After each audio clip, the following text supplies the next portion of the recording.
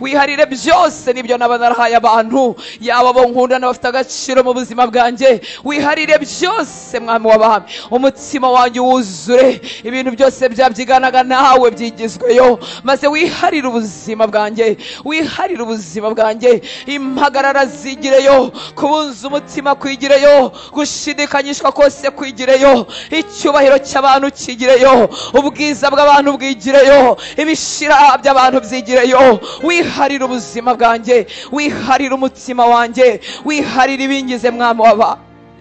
Guhaye umutima wanjye, guhaye ubuzima bwanjye, guhaye amasaha wampaye, guhaye imyaka yo kuramuzama, guhaye iminsi yose nzaba nkigendagenda muri iyi si, muri iyi si izashira. Ndabiguhaye mwami ngo bibereho gukora imigambi yawe no gusohoza ibyo wagambiriye, ibyo wanditse ku buzima bwanjye ntarabaho n'umunsi n'umwe, ibyo wanditse mu gitabo cyawe hatanyuranyije n'isegonda, hatabayeho kunyuranya n'isaha n'imwe, hatabayeho kunyuranya n'ukwezi na kumwe, hatabayeho kunyuranya. Intambwe zanjye zishinge mu ntambwe zawe no mu nzira washize imbere yanjye nyagora ku ngoma.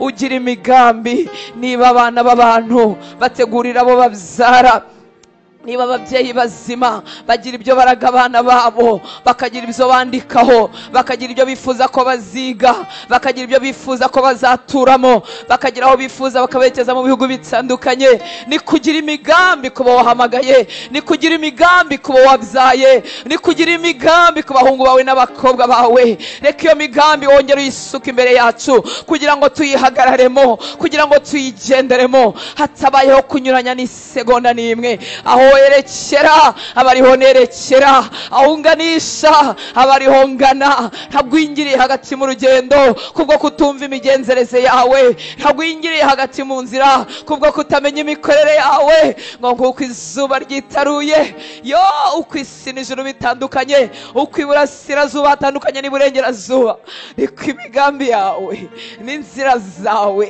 bijya binyurana n'ibyacu. Ariko uhora uri uwo kwizerwa. Iteka imigambi yawe niyitsinda, iteka imigambi yawe iyo dusubije amaso inyuma dusanga ariyo yari myiza, ibyo waduhitiyemo dusanga aribyo byari byiza, dusanga ibyacu byari bigufi. Yo nta bwiza bwari bubirimo, nta gikundiro cyari kibirimo, byari ibintu by'abantu buntu, byari ibintu twabonanye abandi, byari ibintu twigiye ku batubyaye, byari ibintu twarebye ku rungano. Ariko imigambi yawe ihora ari myiza kuri twe, ihora isumba imipango yacu, ihora isumba ibyo twatekereje, ihora isumba ibyo ababyeyi baturaze, ihora isumba ibyo twigiye, ihora isumba ibishoro byacu, ihora isumba inararibonye zacu. Imigambi yawe ni migari, inzira zawe ziratangaje.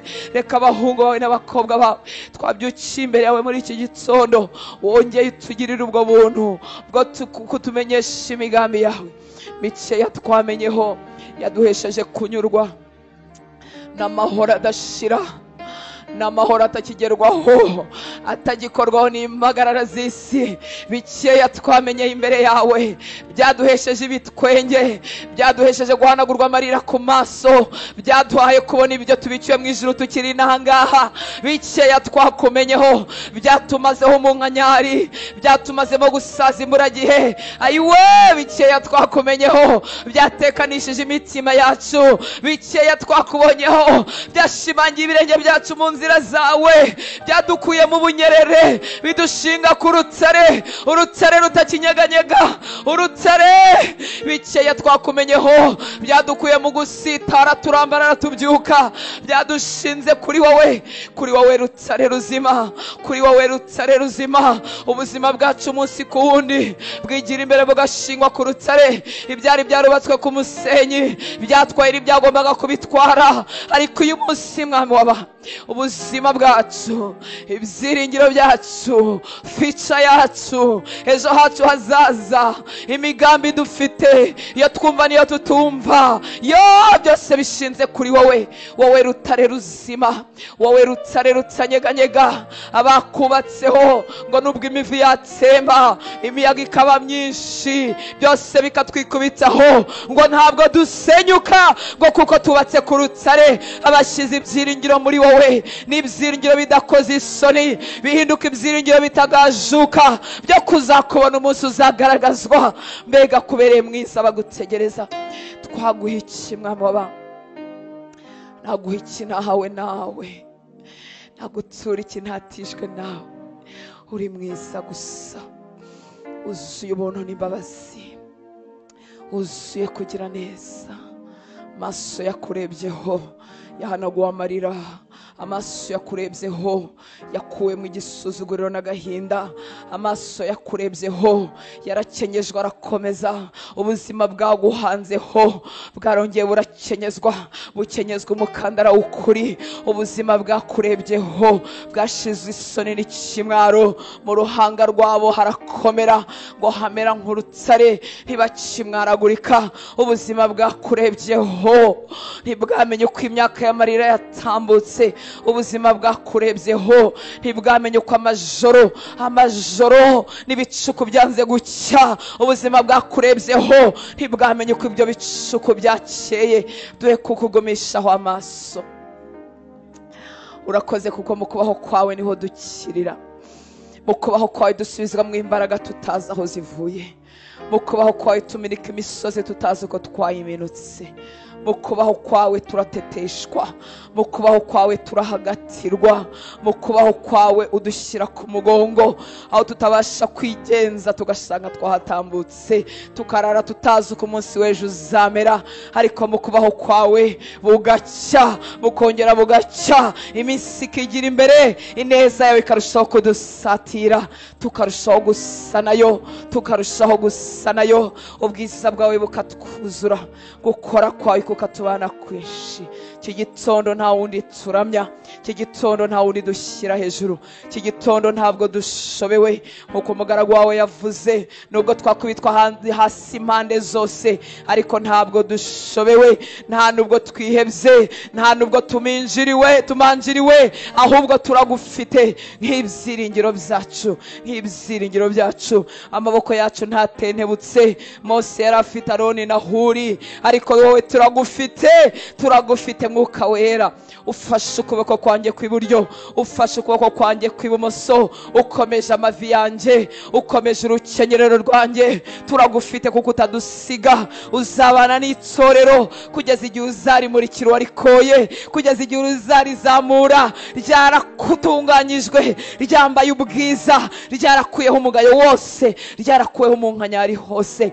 Urakoze kudufasha amaboko kugira ngo tudacogora. Urakoze gufasha amaboko y'aba bagabo, urakoze gufasha amaboko y'aba bagore, urakoze gufasha amaboko y'abana batoya, ngo nubwo baba bakiri batoya ariko bakakwerekezaho amaso. Urakoze ko ari wowe bahagatira, urakoze ko ari wowe urema ishimwe mu kanwa kabo. Twagutura iki mwami w'abami? Tugutuye iki gitondo nanone, tugarutse imbere yawe tunezerewe, tugarutse imbere yawe twuzuye ubushizi bw'amanga. Wewe wabanye natwe mu mezi yatambutse, wewe wabanye natwe mu myaka yatambutse, wewe wabanye natwe kuva kuri day 1 y'agakiza kacu, wewe wabanye natwe igihe twacikaga amaboko ya Satani. Ayiwe twarabo gupfa no kurimbuka, ariko wewe wankuye muri za nzara zishiriro. Wewe wankuye mu kuzimu, uracyari wa wundi, uracyariwe kuva ku munsi wa mbere w'agakiza. Tutazi ibyo turimo, abantu baduhaye amezi ngo tuzaba tubivuyemo, natwe ubwacu twareba tugasanga ntituzabishobora. Twari tutaramenya imbaraga zishoboza abantu, twari tutaramenya ubuntu bujya bubashisha abantu, twari tutaramenya ko twamara ukwezi tugihari, twari tutaramenya ko twamara umwaka. Ariko ubuntu bwawe bwatubyukije, ubuntu bwawe bwaturobanuye mu bihumbi by'abanyabyaha. Buracyari bwa bundi, ryajwi ryavuganye natwe rikatubwira ibyabereye i Golgotha tutari duhari, rikatubwiriza imbabazi zawe, bikatubwira agakiza kabonerwa muri wowe. Uracyari kumwe natwe, uracyagendana natwe. Imbere yawe ntabwo haba abasaza n'abakecuru, imbere yawe haba abana. Abamaze umwaka umwe mu gakiza n'abana,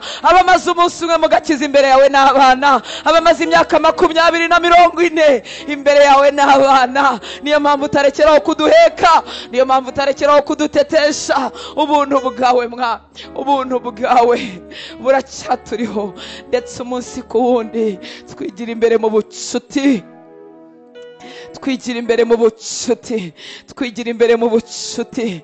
Inshuti zivugana ibitabwirwa ikivunge, inshuti zivugana ibitabwirwa umuryango mugari. Umunsi ku munsi utwigiza imbere mu bucuti. Umunsi ku munsi utwigiza imbere mu bwiru bwawe. Umunsi ku munsi uradukuza mu gusa nawe, tugana mu kigero cy'igihagararo cya Kristo. Abantu buntu bari buzuwe n'intege nkeya, ugenda utweza, ukagenda utwoza, ukagenda utwuhagira, ukagenda utuboneza kubwo buntu bwawe Mwami. Iki gitondo turagushima, iki gitondo ndakubwira ngo ngufitiye umwanya, ngufitiye umwanya imbere y'iteraniro abantu bahari, ngufitiye umwanya ari nta muntu n'umwe, ngufitiye umwanya mukunzi mwiza, ngufitiye umwanya ibyo nsaba byaciyemo, ngufitiye umwanya ibyo nsaba bitaciyemo nk'uko nashakaga, ngufitiye umwanya kuko uri uwo kwizerwa, ngufitiye umwanya kuko uri uwo kwizerwa, kandi uwo mwanya nawuhawe nawe. Amagara mazima ni wowe nyakesha, ijwi rirangurura bigakunda ni wowe mbikesha, umutima ugaruka mu nzu yawe ni wowe mbikesha. Nta kirato namba kuko nta na kimwe ntahawe nawe. Uwiteka Mana Nyiringabo, kuba tugishobora gusenga ni wowe tubikesha. Abarimo baboroga uyu mwanya batabasha kwaritikira amagambo, turabazamuye twebwe wahaye ubuntu bwo kubasha gusenga.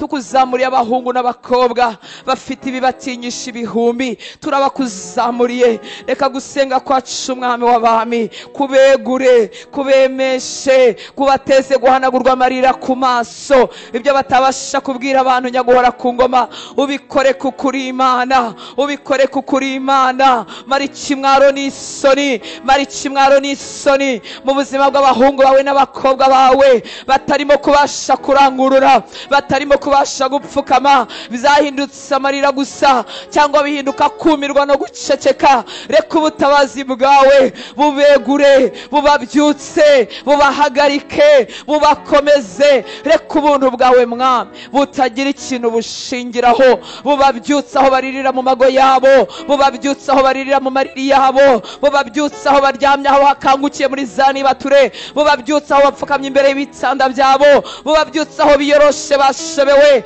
Ubuntu bwawe butagira icyo bushingiraho nibubegure Mwami w'abami. Bongere bubinjize mu minsi yo guseka, mu minsi y'ibitwenge. Erega guseka nta muntu bitabera, erega umunezero uratwizihira. Mbega uburyo biryoshye guca mu maso, mbega uburyo biryoshye umuntu yakuwe mu bwirabure, iyo umuntu yambuwe ikiriyo akinjizwa mu birori, mbega uburyo biryoha. Ongera bimwumvisha Uwiteka Mana Nyiringabo. Mara gushoberwa kose, mara kubunza umutima, mara gushoberwa ku buzima bw'Uwiteka Mana Nyiringabo.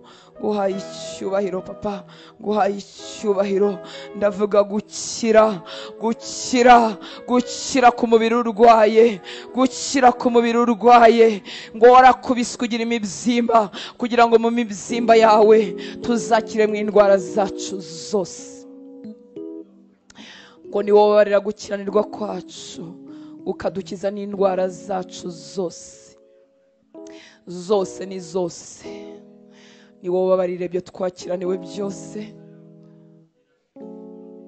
ukadukiza indwara zacu zose.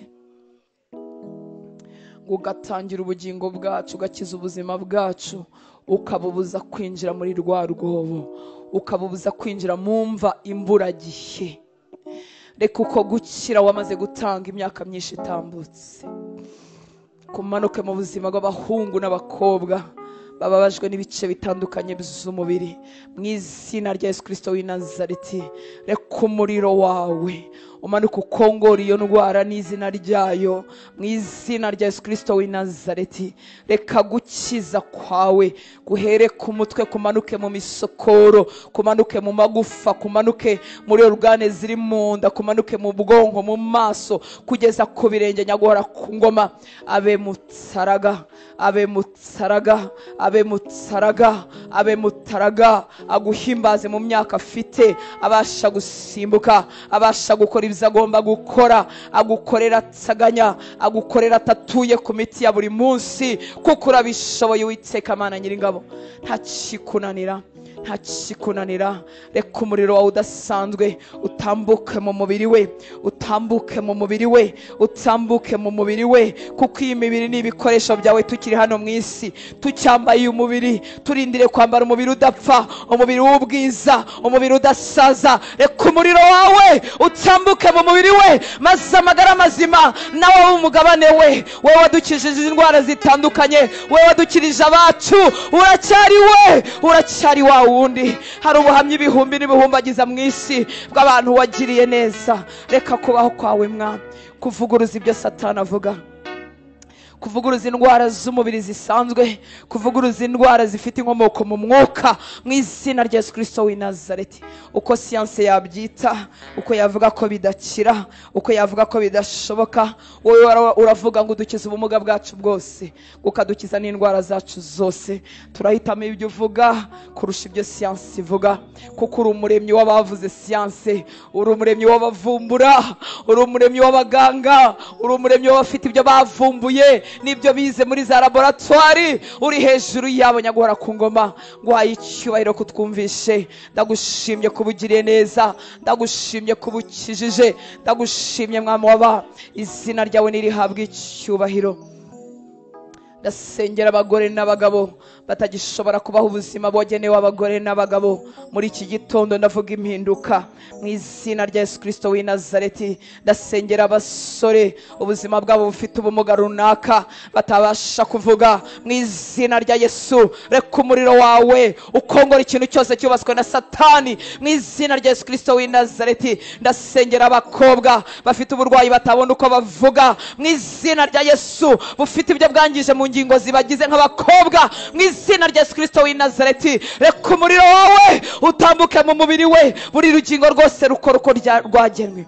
Ufite uko waremye imibiri y'abakobwa, abagomba kujya mu mihango buri kwezi bayijyemo neza bitari ubumuga. Ufite ibyo wagennye biba muri terisi, ntabwo ari ibibyimba, ntabwo ari ubumuga, ntabwo ari ukunanirwa ku buryo bwose. Reka umubiri ukore neza nk'uko wagombye gukora, mu izina rya Yesu Kristo w'i Nazareti. Turakuzanira ibisa nk'ibiteye isoni, kuko wa mugore wavaga amaraso imyaka 12 zari biteye isoni, cyane cyane mu ishyanga yari yaravutsemo. Byari bitemewe kandi bitavugika, ariko azavuga ngo nimukoraho gusa. Reka iki gitondo kibe igitondo cyo gukoraho kuri wowe, igitondo cyo kugukoraho. Uko yagukozeho isoko y'amaraso ikumba ako kanya, reka Mwami ubwo tugukoraho ibintu byose biri mu mubiri bitagombye kubibamo, zume ako kanya, zume bihereye aho byakomotse mu mizi yabyo, mu izina rya Yesu Kristo w'i Nazareti. Urakoze Uwiteka Mana Nyir'ingabo. Kanseri ni iki imbere yawe, sida ni iki imbere yawe, ibifu n'ingingo n'imyijima ni iki imbere yawe, za arthrite na za arthrose ni iki imbere yawe, n'ibindi birwara tutazi amazina yabyo byose ni ubusa imbere yawe. Uko ukiza ibicurane niko wakiza na kanseri, uko ukiza ibicurane niko ukiza na sida, niko ukiza indwara tutazi n'amazina yazo bavuze ko zidakira. Uri uwo kwizerwa, uri uw'ukuri, ninde wagereranywa nawe? Uzi ibitunezeza, uzi n'ibidukwiriye, uzi ibyo wakora ubuzima bw'umwana wawe bukanyurwa, bukagubwa neza, bukaryoherwa. Urabizi Mwami w'abami. Twavuga indwara, ariko hari aho kuri watari indwara. Icyo nacyo wagikoraho, kuko urakizi, uzi n'inkomoko yacyo, uzi nuko cyaje naho cyaturutse. Reka imbaraga zawe zimuhesha ibyo arimo gusaba, zimuhesha ibyo arimo asuka imbere yawe. Urakoze Mwami.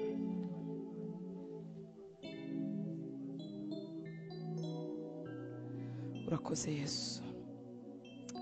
Uri uwo gushimwa, uri ibyirato byacu, uri imbaraga zacu.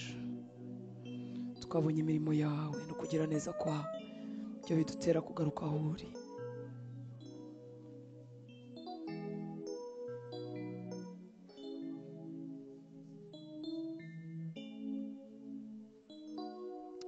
Ufite imbaraga zikiza naho twebwe twita ku munota wa nyuma. Ari byo twita umunota wa nyuma, kuko tuba tubona byashize, byaheze, nta kigisigaye. Ariko nasanze ufite umwihariko wo gukiza no ku munota wa nyuma. igihe cyabaye Esiteri na Moridekayi wabakijije ku munota wa nyuma. Igiti cyamanitswe cyo kumarikaho Moridekayi. Amategeko yanyanyagiye igihugu cyose cyo kurimbura Abayuda. Byasaga nk'ibyarangiye, nta cyari gisigaye uretse gushyirwa mu bikorwa. Ibyo twebwe twita ko biheze bishize, ufite umwihariko wo kubihindura. Ijoro rimwe ibyari kubikiriye mu Bayuda byahindutse iminsi mikuru, yewe n'abatarakumenya amasi y'abakizihiza uyu munsi. Mu ijoro rimwe byarahindutse. Uri Imana, no ku munota twebwe twita iwanyu muri Imana. Bisa nk'ibyarangiye Daniyeli bamushyize mu rwobo rw'intare, abamugambaniye n'abanyamashyari bamushyizemo birakunda. Ntiwaseruka akimanuka mu mwobo. Ijoro riragera burongera buracya, bisa nkaho byarangiye Daniyeli atakigarutse kuyobora. Abamwanga bamuhiritse birakunda, abamwanga bamukuye mu myanya bigakunda. Uri Imana ikora no ku munota wa nyuma. Babona Daniyeli arongera arasohotse, umwami aramuhamagara nk'uko umwami atagenda wenyine. Turabihamya ko ibisonga n'ibyegera byari bihari kandi byiri mu bamugambaniye. Bamuhamagaye bumva umugabo yararanye n'intare ariko aracyitaba. Uri Imana igikora no ku munota wa nyuma. Uri Imana idusanga mu muriro hagati nk'uko wasanzeyo ba Saduraka na Meshaki na Abedenego. Uri Imana, uri Imana, uracyari wa wundi usa n'umwana w'umuntu, usa n'umwana w'Imana wa kane. Uracyahari mu miriro abana bawe bahagazemo, uracyahari mu bibatwika n'ibibariza, uracyahari. Abasore basohotse mu itsanura, ariko we ntiwasohotse ngo bakubone, ngo ba Nebukadinezari bagukoreho. Uracyahari mu bisa nk'umuriro ku buzima bwe. Erega warasezeranye, uravuga ngo niduca mu mazi menshi ntacyo azadutwara. Ntabwo iyo miraba izadutembana, ngo niduca no mu muriro utwika, ibirimi byawo ntacyo bizadutwara. Hari imiriro myinshi twabonye uzimya, hari imiriro twasohotsemo dusanga ntitunuka n'umwotsi.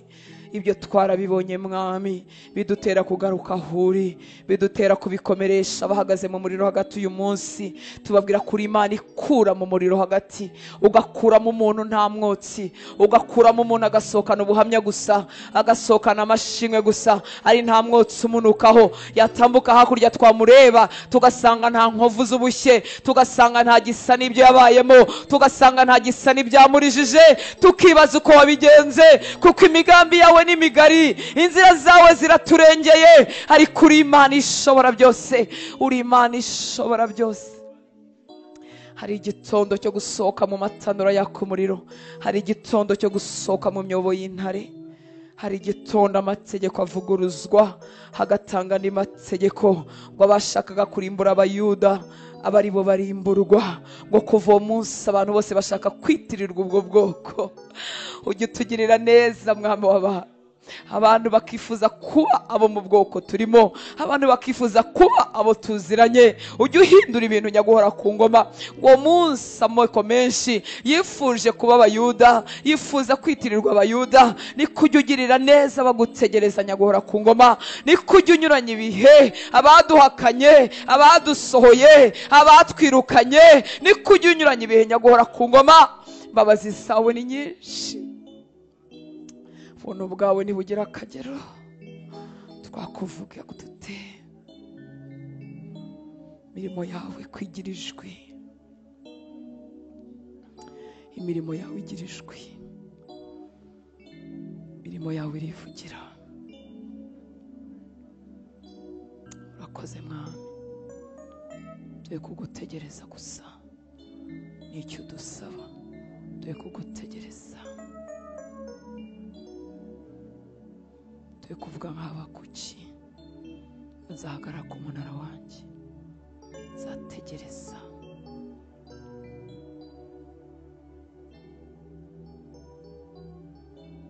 Tuye guhagarara ku minara yacu, tuye guhagarara mu byo dushakamo. Urakoze kubw'umwuka uduhagarika, urakoze kubw'umwuka wawe ukomeza amaguru yacu kugira ngo atanyerera. Urakoze kuri Imana y'amahirwe ya kenshi. Nsomye ijambo ryawe mu miganire irambwira ngo umukiranutsi nubwo yagwa karindwi ujya wongera ukamubyutsa. Iyo umuntu aguye tumureba, twebwe dushyiraho akadomo tukarenzaho utwatsi tukagira ngo byararangiye, ariko baravuga ngo nubwo yagwa karindwi, nubwo yarambarara, wakongera ukamwegura. Iki gitondo Mwami, garura ijwi ry'ibyiringiro mu mutima w'umuntu uri hasi, mu mutima w'umuntu ufite ibyo yicuza ku buzima bwe, ibyamurambitse hasi, ibyamukuye mu nteko y'abera, ibyamukuye mu nteko y'abagutegereza. Shyira ijwi ry'ibyiringiro mu mutima we, ongera wandike, andika mu mutima we. Niba ubasha kwandikira abatizera, abami nk'aba Beluteshazari basuzuguye ibyawe, ukandika ku rukuta bakamenya mesaje, andika ku mutima we, ongera wandikemo inyandiko y'ibyiringiro. Mubwire ko yabyuka, mubwire ko atazahera hasi.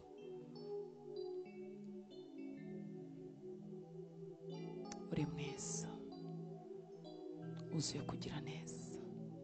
Si Satani yamugumana ate kandi atari we se? Cyo ni ikinyoma cyambaye ubusa. Imigambi ya Satani yasohozwa ite? Igahama ku buzima bwe. Ari nta sano dufitanye nawe. Imigambi yawe niyizahama, niyizagumaho. Turabawe, watugize ishyanga washyize ku ruhande, watugize ubwonko waronse. Tugira abatambyi b'ubwami, abatari bafite amazina, abatari abo kwemerwa. Watugize ishyanga washyize ku ruhande, watugize abatambyi b'ubwami, watugize abana bawe, duhinduka abana bisumba byose. Urakoze Mwami w'abantu.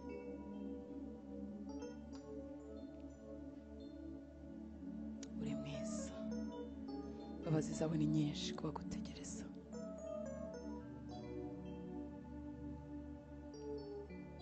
Igisha amaboko yacu kurwana, igisha amaboko yacu kurwana, ngo bitume dufora imiheto y'imiringa, ku buryo ari nta rugamba na rumwe rwamutsinda, yaba ibya none yaba ibizaza hanyuma. Igisha amaboko ye kurwana, kuba azaba atakiri uhunga, azaba atakiri uwiruka, azahagarara akavuga ati Satani si ubwa mbere uza, ntukinteye ubwoba. Umwanditsi wa Zaburi yaravuze ngo ntarababazwa narayobaga, ngo ariko uyu munsi nitondera amategeko yawe. Reka mu mubabaro we akuremo kwitondera amategeko yawe,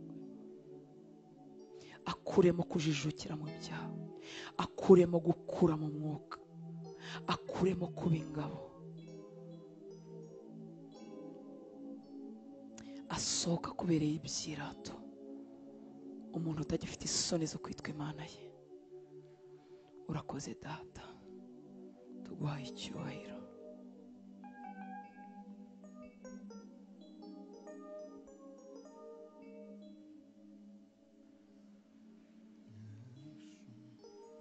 Urwandiko rwa kabiri rw'Abikorintho igice cya 4 kuva ku murongo wa 6 tugeze ku murongo wa 10.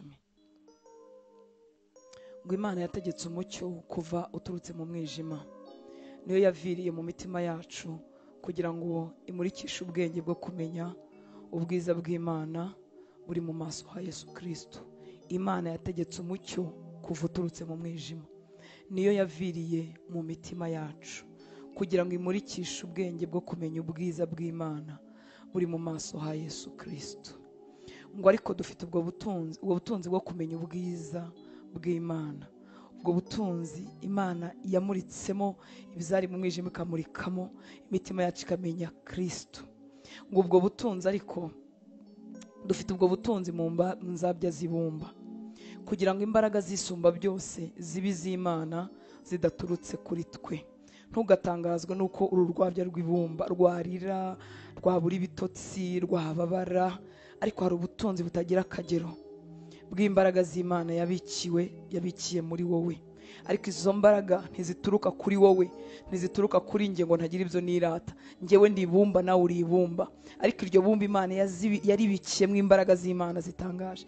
Ngo dufite amakuba impande zose ariko ntidukuka imitima, turashobewe ariko ntitwihebye, turarenganywa ariko ntiduhanwa, dukubitwa hasi ariko ntidutsindwa rwose.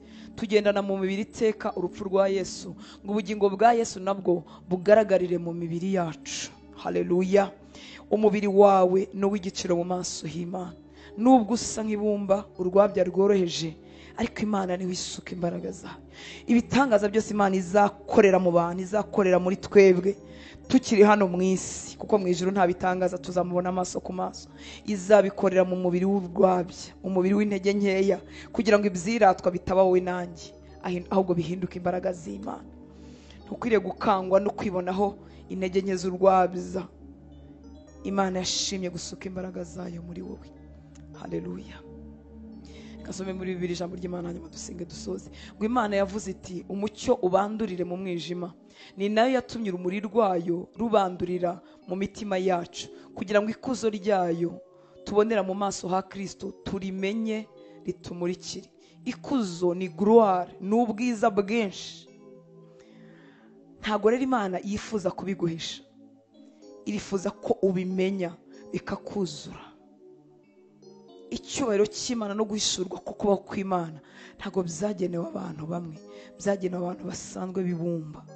Abantu imodoka yagonga bakabinyama, abantu bakwikubita hasi bakavunika, ariko abo bantu bahindutse abana b'Imana. Imana yifuza ko gloire, ubwiza bwayo bwabuzura, bakagenda bahishurirwa Imana muri Kristo umunsi ku munsi. Pawulo agakomeza avuga ngo icyakora ubwo bukungu bwo kumenya ibyo tubutwaye tumeze nk'ikibindi, nk'ibibindi bimeneka ubusa, ni ukugira ngo ububasha buhebuje budukoreramo bwe kutwitirirwa, ahubwo bumenyekane ko ari ubw'Imana. Kuko akenshi iyo umuntu ajya kwisuzugura cyangwa kwirata ashingira ku mbaraga ze, uwirata yiratira ku mbaraga ze, hanyuma n'uwisuzugura n'utemera imigambi y'Imana agashingira kuri we. Ariko reka nkubwire ngo icyubahiro cy'Imana n'ubutabazi bw'Imana nta na kimwe bishingiyeho mu bingizi. Haleluya. Ni ukugira ngo ububasha buhebuje budukoreramo bwe kutwitirirwa. Iyo rero wikura mu b'Imana izagirira neza, sinzi icyo ishingiraho. Iyo nanone ubwibone bwacu budutera kumva turi abahatari, sinzi icyo dushingiraho. Ni ukugira ngo ubu bwiza n'iki cyubahiro bitatwitirirwa. Niyo mpamvu bisukwa muri izi nzabya zibumba. Ngo ni ukugira ngo ububasha buhebuje budukoreramo bwe kutwitirirwa, ahubwo bumenyekane ko ari ubw'Imana. Tubabazwa ku buryo bwose, nyamara ntibiduca intege. Duhura n'ingorane, nyamara ntitwiheba. Turatotezwa, nyamara Imana ntidutererana. Dukubitwa hasi, nyamara ntibiduhitana. Iteka tugendana urupfu rwa Yesu mu mibiri yacu, kugira ngo ubugingo bwe bugaragarire muri yo. Reka dusenge inshuti z'Imana. Imana iri mu ruhande rwacu. Uko tuzindukira imbere yayo, niko abapfapfa bataramenya umwami bazindukira kurwanya imigambi y'Imana ku buzima bwacu. Niko umwanzi Satani n'ingabo ze arara amajoro, nako n'umwuka ntajya aryama, n'abakoresha akabatezamo utubaraga, akabaha utubaraga, akabaha ibyiringiro bya feke, ngo nugira gutya uriya muntu nadatunga umugisha, uriya muntu natagerayo tuzakugororera, tuzaguha kanaka, tuzakongera amafaranga, abana bawe bazarindwa. Ikinyoma.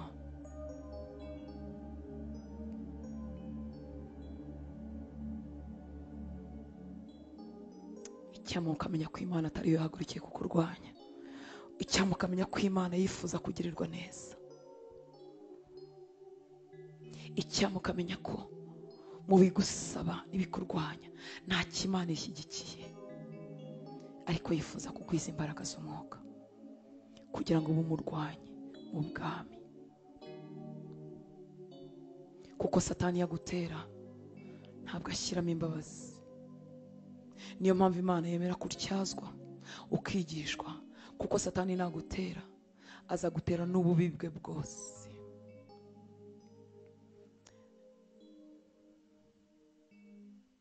Niki kizatuma akugeraho ntagushobore? Nuko amaboko yawe yo mu mwuka yaryashwe, nuko ubutesi bwagushizemo. Sivuga ubutesi bwo ku mubiri no ku munwa, ubwo wabugira urabwemerewe niba ufite ugutetesha ujye umutetaho, ariko mu mwuka ukwiye kuba umurwanyi, ukavuga uti umugisha Imana yanjye ni uwanjye, nzawuhagararamo, nzawutunga, sinzavaho Yesu ari, kugeza igihe ubuzima bwanjye kuva ku musatsi kugeza ku birenge uzaburebaho azavuga ngo izina ry'Imana nirihabwe icyubahiro, kugeza igihe ubwiza bw'Imana buzaturuka imbere bukameneka, izina ry'Imana rigahabwa icyubahiro. Ntumanura amaboko yawe ngurekeraho kurwana, ntumanura amaboko yawe ngurekeraho kugaburira umwuka wawe, kuko Satani niwo muhanganira, si ibigango by'umubiri, si amafaranga na diplome. Hamwe n'amafaranga yawe iyo udafite imbaraga z'umwuka gukubita hasi, hamwe n'amashuri yawe udafite imbaraga z'umwuka akwambura ibyiringiro, kandi uri ahantu utakabaye ubitakaza, ukaba uri umuntu wumva nta mpamvu yo kuba wisabira gupfa. Ufite inzu urimo, ufite imodoka ugendamo, ufite ibyo wambuye, ufite akazi, ariko akakunyaga ibyiringiro. Uru rugamba ni urw'umwuka, si urw'amafaranga n'amazu, si urw'imiryango no gukikizwa. Iyo Satani yakurasheho umera nk'aho uri nyakamwe kandi ufite abantu, ariko iyo Imana yakubatseho umera nk'ufite imiryango kandi uri nyakamwe.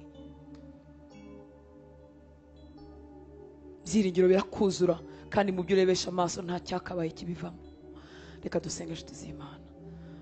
Data, tuguhaye icyubahiro, niwe imbaraga zacu, washimye guhishura ubwiza bwawe, icyubahiro cyawe, imbaraga zawe muri izi nzabya, inzabya z'intege nkeya, ngo kugira ngo bitatwitirirwa. Iki gitondo Mwami twaje ari nta kindi kintu na kimwe dushingiyeho, dushingira ku bwiza bwawe, ku mbaraga zawe, kuri gloire yawe, ku cyubahiro cyawe nyaguhora ku ngoma, nicyo dushingiyeho. Iyo twiringira gutabarwa dushingiye ku mbaraga zawe zikorera muri twebwe, iyo twiringira iby'ejo hazaza dushingiye ku mbaraga zawe zikorera muri twebwe, iyo twishingiye kuzaturwanirira ukadutsindishiriza nta kindi dushingiraho ni ku mbaraga zawe. Uri ibyiringiro byacu, uri imbaraga zacu, wowe uri muri twebwe, urakomeye cyane kuruta uri mu biturwanya n'abaturwanya. Warakoze kuturinda, warakoze kutwubakaho uruzitiro, warakoze gushyira akayunguruzo kubitugerageza, niyo mpamvu tudakubitwa hasi byiteka. Urakoze Mwami, reka imbaraga zawe zigwirire mu buzima bwacu abagutegereza. Reka Satani n'ingabo ze birengera,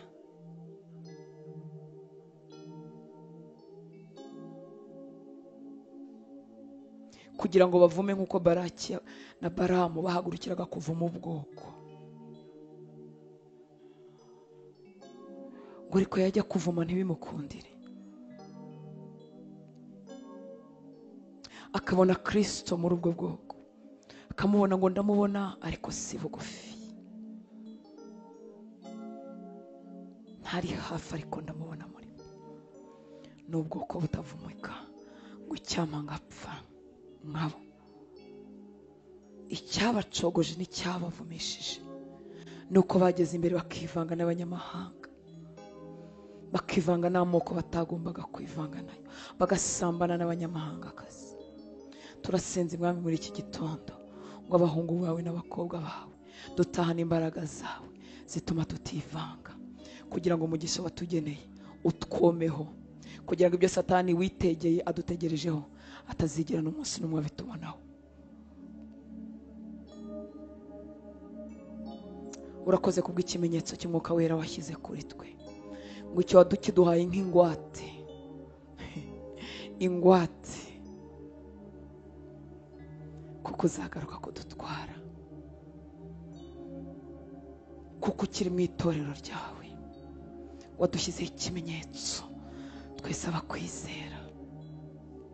Reka izo mbaraga zikomeze kugwirira muri twebwe igitondo n'umugoroba.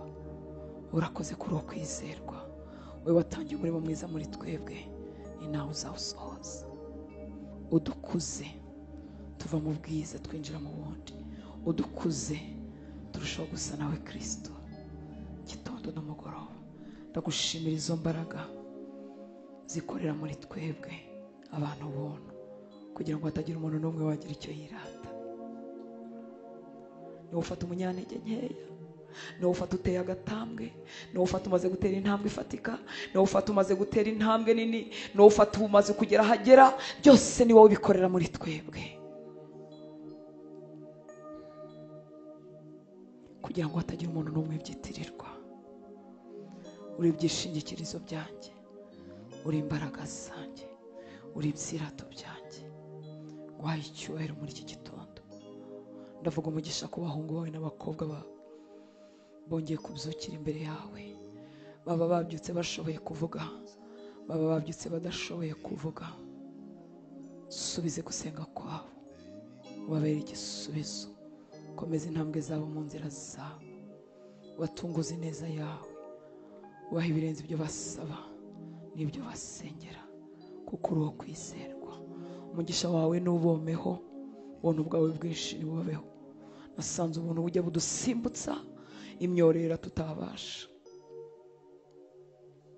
ubuntu bujya budusimbutsa, ubuntu bujya bumera nk'amababa bukatugurukisha tugasimbuka ibikombe by'amarira. Reka ubuntu bwawe bugwirire mu buzima bwawe, reka imbabazi zawe no kugira neza kwawe bibomeho iminsi yose yo kubaho kwawe. Turavuga umugisha kuri iki gihugu cy'u Rwanda, turavuga kurindwa, turavuga amahoro y'ukuri avuye kuri wowe, turavuga agakiza mu mazu y'abanyarwanda, mu miryango y'abanyarwanda. Abo umwanzi yihereranye ababwira ko badakwiriye imbabazi, reka ijwi ryawe rivuganire muri iki gitondo, nabo birukanyire mu mbabazi zawe. Abo umwanzi yihereranye ababwira ko batakaje imyaka, ko nta garuriro, ko bakererewe, reka ubibutse kuri Imana y'amahirwe ya kenshi, kandi ko abakozi ba mu gitondo n'aba saa 11 ko bose babonye ibihembo byabo. Urakoze papa. Ndavuga umugisha ku bana bawe bakora imirimo itandukanye mu bwami bwawe, yaba bayikora kuri iki gicaniro cyo muri Believers, yaba bayikora hirya no hino wabashinze ku bicaniro bitandukanye. Ubaha umugisha, ubagirire neza. Urakoze, icyubahiro cyose nikikugarukire, ni mu izina rya Yesu dusenze, amen. Imana ibahe umugisha. Murakoze kuzinduka, murakoze gusenga.